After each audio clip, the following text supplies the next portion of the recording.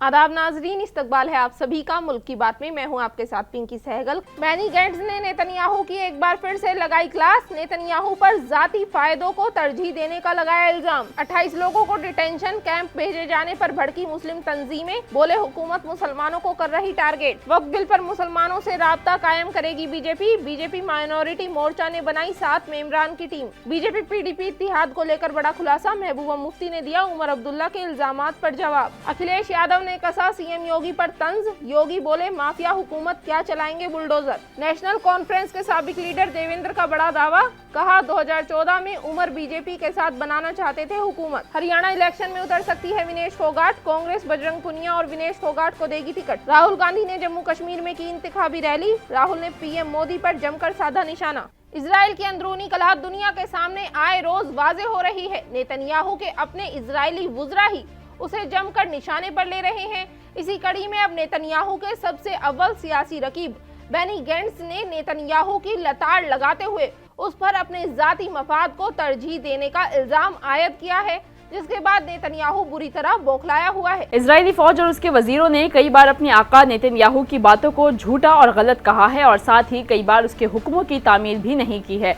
और अब Philadelphi corridor से अपनी फौज न हटाने के बयान को लेकर एक बार फिर उसकी आवाम और उसके वजीरों के बीच में पड़ी दरार मजीद बढ़ गई है। उधर फिलाडेल्फी कॉरिडोर वाले बयान पर खुद अमेरिकी सदर जो बाइडेन ने भी नेतन्याहू को जमकर लताड़ लगाई थी, लेकिन अब पहले नेतन्याहू के साथ ही रहे वॉर कैबिनेट के साबिक मेंबर बेनी गैंट्स ने भी नेतन्याहू को जमकर फटकारा है। द गार्डियन की रिपोर्ट के मुताबिक बेनी गैंट्स ने इजरायली वजीर आजम नेतन्याहू पर इल्जाम लगाया कि वो अपने जाती मफाद को अपने मुल्क के मफादात से ज्यादा तरजीह देते हैं। गैंट्स ने कहा कि उसकी ये ताकत जंगबंदी के मुआहदे में सबसे बड़ी रुकावट बनी है। गैंट्स ने कहा कि नेतन्याहू अपना रास्ता खो चुके हैं और खुद को रियासत के तौर पर देखते हैं, जो कि बहुत खतरनाक है। इतना ही नहीं, गैंट्स ने मजीद कहा कि अगर कॉरिडोर पर फौज को तैनात हमास को गजा में हथियारों की स्मगलिंग से रोकने के लिए किया गया है तो उससे भी कोई फायदा नहीं, क्योंकि वो सुरंगों के जरिए होने वाले कामों को नहीं रोक सकते हैं। बेनी गैंट्स ने नेतन्याहू के उस बयान को मुस्तरद किया जिसमें उसने कहा था कि वो फिलाडेल्फी कॉरिडोर से अगर अपनी फौज को हटाएगा तो उसे वापस आने में मुश्किल होगी। गैंट्स ने कहा अगर नेतन्याहू से काम नहीं होता है, अगर उससे हुकूमत और फौज नहीं संभलती है तो वो गद्दी छोड़ अपने घर वापस जा सकता है। इजरायली लीडरान के बीच में बढ़ते आपसी तनाज़े इस बात को वाजे करते हैं कि उसकी बातों और झूठे दावों को उसकी खुद की अवाम भी ज्यादा तवज्जो नहीं देती है। अब देखना यह है कि गैंट्स के इस बयान के बाद नेतन्याहू अपनी कुर्सी को और कितने दिन बचाकर अपने पास रख पाएगा। तो वहीं असम में भी मजहब के नाम पर सियासी बहस शुरू हो गई है। यहाँ मुसलमानों को लेकर तनाज़ा थमता नजर नहीं आ रहा है। बीते दिन 28 मुसलमानों को डिटेंशन कैंप में भेजे जाने से और एक तनाज़ा छिड़ गया है। असम मुस्लिम स्टूडेंट्स यूनियन के सरबराह आशिक रब्बानी ने कहा कि फॉरेनर ट्रिब्यूनल के जरिए 28 अफराद को हिरासती कैंप में रखा गया है, जो कि सरासर तौर पर गलत है। मुस्लिम तंजीमों के रहनुमाओं ने कहा कि हुकूमत सिर्फ मुसलमानों को निशाना बना रही है और हमारे लोग गैर मुल्की नहीं है। रहनुमाओं ने कहा कि उनके खानदान में से आधे हिंदुस्तानी शहरी हैं, फिर वो गैर मुल्की कैसे हो गए। दरअसल असम के बारपेटा जिले के गोलपाड़ा में 28 मुसलमानों को हिरासती कैंप में भेज दिया गया है, जिनके पास कोई दस्तावेजात नहीं थे। उन सबको असम पुलिस ने गैर मुल्की नोटिस दिया और ये केस फॉरेनर ट्रिब्यूनल को भी भेज दिया गया। कई समाअतों के इख्तिताम पर उन्हें गैर मुल्की करार दे दिया गया। अब इस केस को लेकर लोगों में काफी नाराजगी देखी जा रही है। मुस्लिम कम्युनिटी के लोग भी खासा नाराज हैं। मकामी मुस्लिम तंजीमों के रहनुमाओं ने इस पर एतराज किया है। उनका कहना है कि हुकूमत सिर्फ मुसलमानों को निशाना बना रही है और हमारे लोग गैर मुल्की नहीं है, फिर भी उनके साथ गैर मुल्कियों वाला बर्ताव किया जा रहा है। आशिक रब्बानी ने कहा कि वो इस मामले पर आने वाले दिनों में मुल्क गिर एहतिजाज करेंगे। उधर बीजेपी माइनॉरिटी मोर्चा ने 31 अगस्त को 7 रुकनी टीम बनाई थी, जिसमें तय किया गया है कि वक्फ बिल पर गलत फहमियां दूर करने के लिए बीजेपी मुस्लिम तंजीमों से राब्ता करेगी, जो मुसलमानों की बिल को लेकर गलत फहमियों को दूर करेंगे। मालूमात के मुताबिक बता दें कि टीम अपनी रिपोर्ट जेपीसी के चेयरमैन जगदम्बिका पाल को सौंपेगी। टीम बताएगी कि जायदाद वक्फ को क्यों दी जाती है और इसका किस तरीके से गलत इस्तेमाल किया जाता है। साथ ही वक्फ बोर्ड में अमेंडमेंट की जरूरियात पर भी जोर दिया जाएगा। बताते चलें कि ये 7 रुकनी टीम मुल्क भर के वक्फ बोर्ड के मेंबरान और साबिक सदरों से बात करेगी, जो अपने अपने रियासतों में मुस्लिम कम्युनिटी से बात करेंगे। बताते चलें कि 7 मेंबरान की कमेटी कंफ्यूजन के हवाले से कई बेदारी मुहिम चलाएगी। वक्फ बोर्ड के बारे में अपोजिशन की तरफ से फैलाई गई जो कंफ्यूजन है उनको दूर करने की कोशिश करेगी, ताकि लोगों को वक्फ बोर्ड तरमीमी बिल के बारे में आगाही और उनको इस बारे में मालूमात हासिल हो, इस बारे में कोई उलझन पैदा ना हो।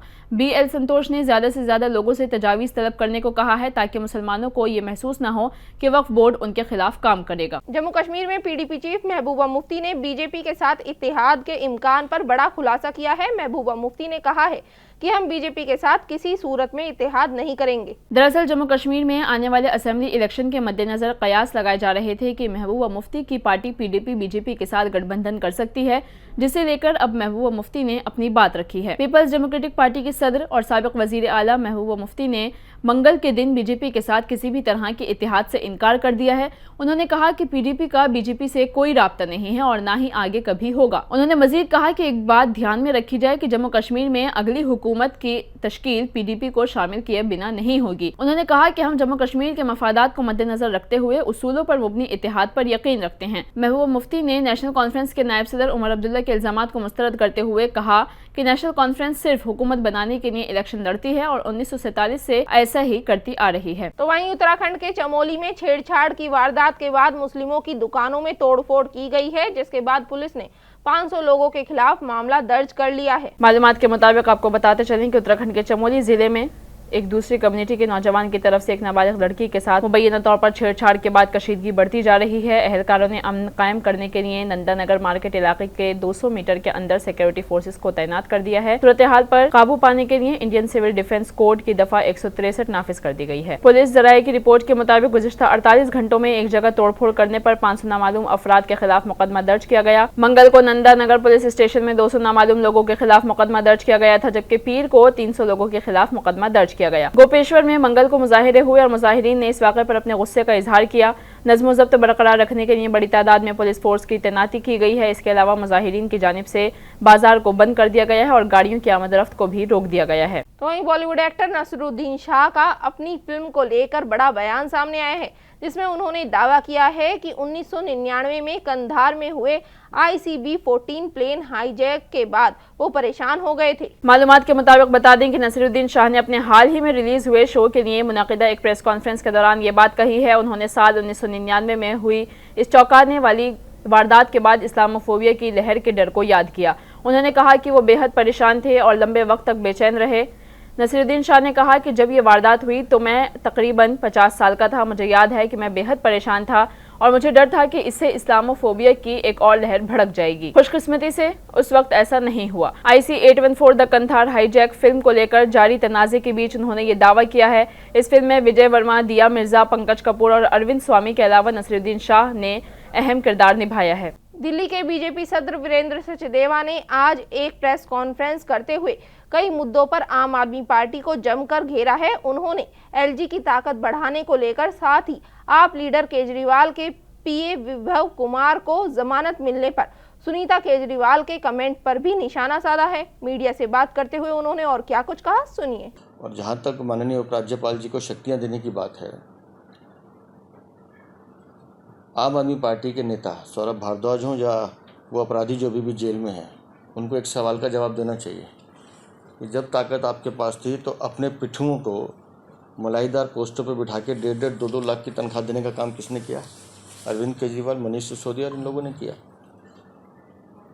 और जब उस गंदगी को साफ करने का काम करते हैं तो माननीय उपराज्यपाल बुरे लगते हैं। 2 अपराधी जो जमानत पे छूटे हैं, उसमें भी एक वो जिसने महिला के साथ दुर्व्यवहार किया है, उसके लिए अगर एक महिला ये लिख रही है कि सुकून बड़ा क्षण, तो मुझे लगता है कि इससे दुर्भाग्यपूर्ण हो नहीं सकता। यूपी के CM योगी आदित्यनाथ और समाजवादी पार्टी के कौमी सदर अखिलेश यादव के बीच बुलडोजर को लेकर जुबानी जंग शुरू हो गई है। अब अखिलेश यादव ने CM योगी के बयान पर पलटवार करते हुए कहा है कि बुलडोजर में दिमाग नहीं, स्टीयरिंग होते हैं। इसके साथ ही समाजवादी पार्टी सरबराह ने एक सवाल के जवाब में कहा कि उनका BP बढ़ गया है, अब दिल्ली जाकर बैठेंगे। अखिलेश ने कहा कि जो लोग बुलडोजर की बात करते हैं वो बताएं कि क्या CM की रिहाइश का नक्शा करीब है। CM योगी के मजबूत इरादे वाले बयान पर उन्होंने कहा कि बुलडोजर के पास दिमाग नहीं होता, उनके पास स्टीयरिंग होता है। अब इस लड़ाई में CM योगी ने कहा कि वो खामोश रहने वाले नहीं हैं। CM योगी ने अखिलेश को निशाना बनाते हुए कहा कि बुलडोजर क्यों चलेगा। उस पर अखिलेश यादव ने कहा कि आवाम को नेचर दिखाने के लिए ये लोग 2017 से पहले लूटमार करते थे। उन्होंने कहा कि जहां तक माफिया का ताल्लुक है तो रिकॉर्ड देख ले, माफिया कौन है जो कहते हैं कि 2017 से पहले लूटमार होती थी। क्या इसमें CM योगी भी शामिल थे?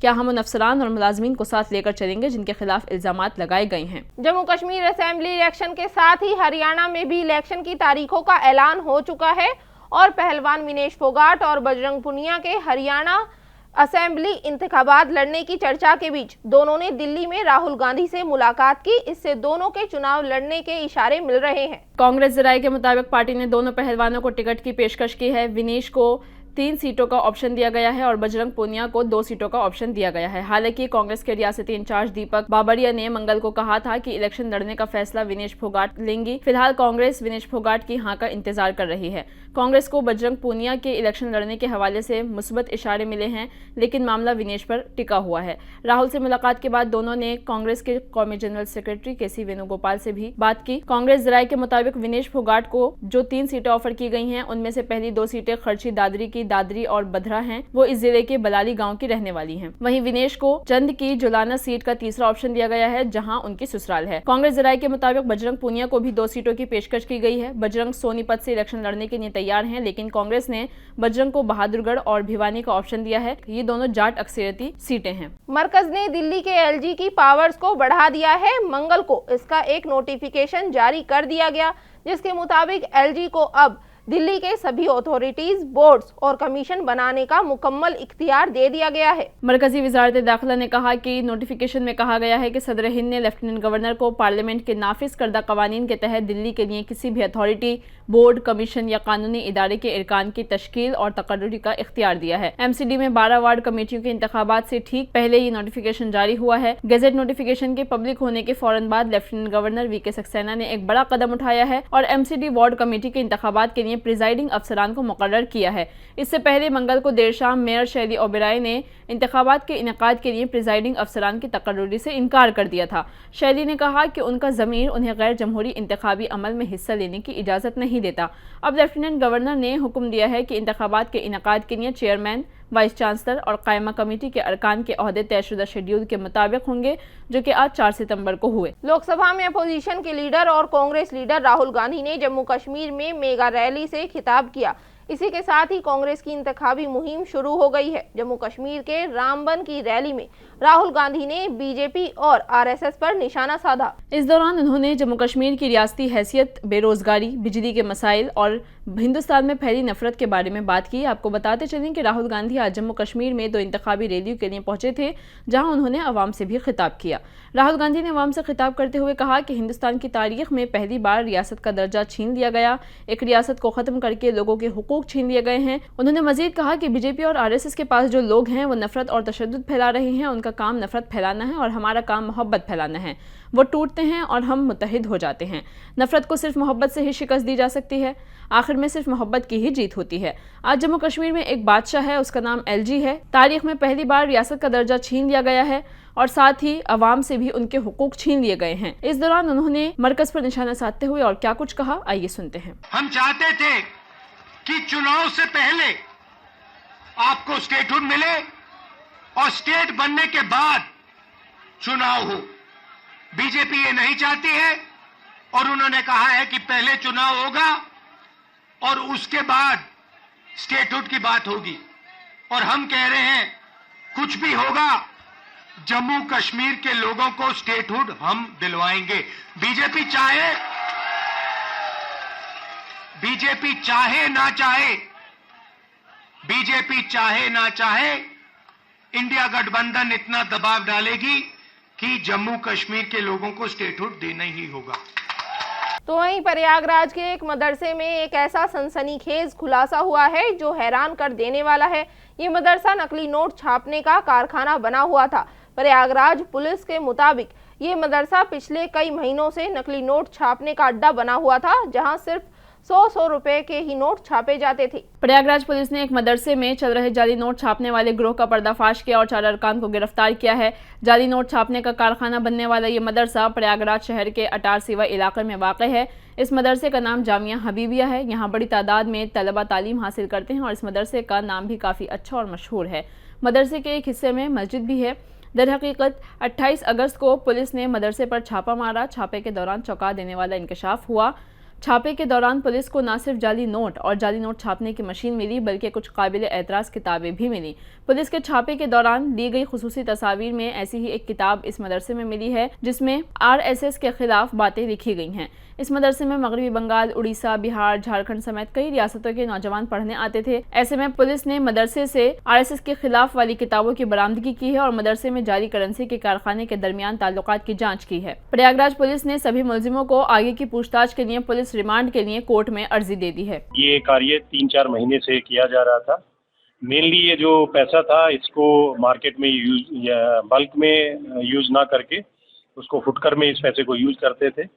उसके बाद इन्होंने जो ये गैंग थी इनके द्वारा 15,000 रुपए में ओरिजिनल में ये 45,000 के जो फेक इंडियन करेंसी नोट्स हैं वो ये प्रोवाइड करवा रहे थे। उसी पे हमें मुखबिर के माध्यम से ये इनपुट मिली थी जिसको डेवलप करके इनकी पुलिस के द्वारा। नाजरीन, मुल्क की बात में आज के लिए बस इतना ही। मुझे दीजिए इजाजत। आदाब।